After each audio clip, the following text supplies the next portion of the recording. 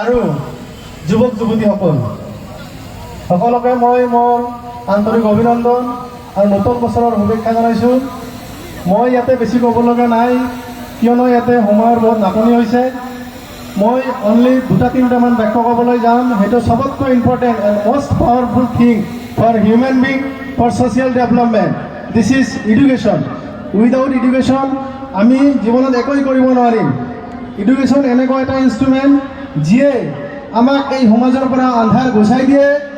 এডুকেশ্যনে আমাক এনেকুৱা এটা পথ দেখাই দিয়ে যিয়ে আমাক ইগনৰেঞ্চৰ পৰা এৱাৰনেছলৈ লৈ যায়, আৰু এডুকেশ্যনে আমাক আমাৰ সপোনটো বাস্তৱত কৰিবলৈ ৰূপায়ণ কৰিবলৈ সক্ষম কৰে।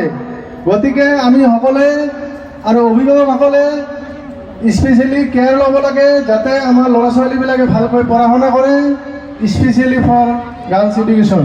এইখিনি কৈয়ে মই মোৰ চমু বক্তব্য সামৰণি মাৰিছোঁ। কিবা ভুল